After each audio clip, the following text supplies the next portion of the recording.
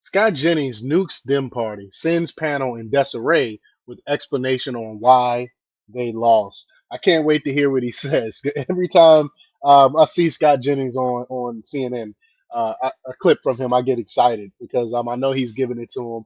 They can't stand him because they really doesn't have a retort to his truth because he speaks facts and they can't argue with the facts and they get upset and get frustrated. So I can't wait to see what happens. But before we get started, go ahead and hit that like button, share this out so we can get this information out there. Subscribe if you're not already a subscriber. And hit that alarm bell so you know when I'm putting out new stuff. Also, check out my link tree in the description. It has a link to my Patreon. That's where I talk about things that I can't talk about here. There's also a link to my Instagram and my X account, so follow me there as well. All right, so let's get into this news. Now, this comes from Red State, from Rusty Weiss. He reports that CNN conservative political analyst Scott Jennings created a bit of a stir this Christmas Eve, responding rather succinctly to why the Democrat Party suffered a thrashing defeat in the elections and causing the panel to end in chaotic fashion. Wow, I can't wait to see it. And God love him for it. The debate got a little wild when CNN News Central co-host Kate Bolden, or Boudon, however you pronounce her name, offered Democratic strategist Maria Cardona an opportunity to respond to figures in her party openly criticizing messaging from their leaders. So they said you can't criticize. You're not.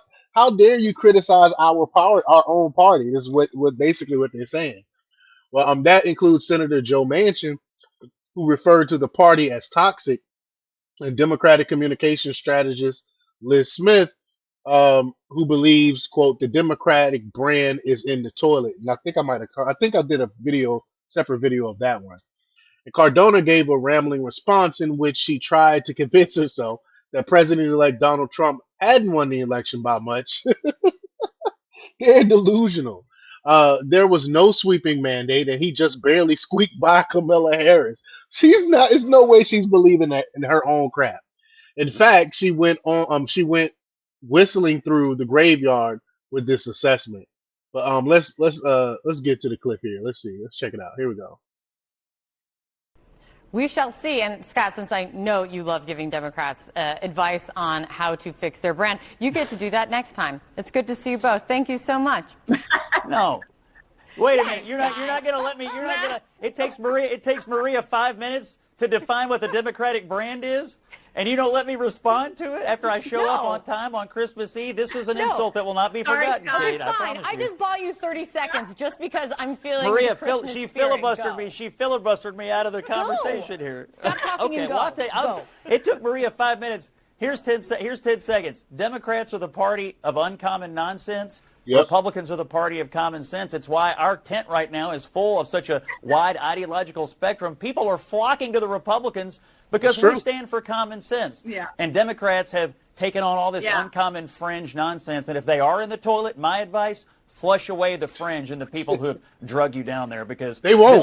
This is why Republicans won the election. This is what I know. Uncommon nonsense. What I'm seeing right here is a perfect example of common, straight up nonsense, you two. I love you, but goodness gracious. Invade Greenland. Merry Christmas. Greenland and Panama. That's common sense. Guys, literally, I'm going to cut your bike, even though I love you. But just zip it. I love you so much. Sarah, take it quickly. They have hijacked. Kate, I feel like you're talking to other people in your life, two small Oh, you mean my delicious little kiddos? So they basically doubling down. Let me go back and read what she actually said. I thought that clip would show what she said. That's why I didn't read it. Well, let's go back and see what she said. She said, quote, we certainly have work to do, but there's no question that the Democrats still stand for making sure that everyone has the ability to acquire the American dream. I can't even read that without laughing. She said of the party that spent the last 4 years decimating the American dream. When the nearly 5 minute segment concluded, Boldon, or however you pronounce the name, said Jennings would have a chance to respond next time around. Well, he wasn't thrilled about that, complaining about being filibustered out of the response, and eventually prompted Boudon to give him an extra 30 seconds. So, yeah, I played that clip there. It's hilarious. She filibustered her way because she didn't want him to respond. It was a succinct beatdown, yet thorough. Boudin mouthed the words "oh geez" and had had to look away. The exchange even caught the attention of Mama Musk. Mama Musk, I didn't know that's what she called herself. She said, "Love your fights." Cordona could be seen off to the side, trying to interject as Jennings explained why the uncommon fringe, weird people, if you will, is basically leading the Democrat Party. And the thing is, they're not getting rid of these people. They're doubling down on this stupidity that nobody wants. But after many a head shake and an eye roll, she was able to get this shot. Quote, wanting to invade Greenland and Panama, I don't think that's common sense.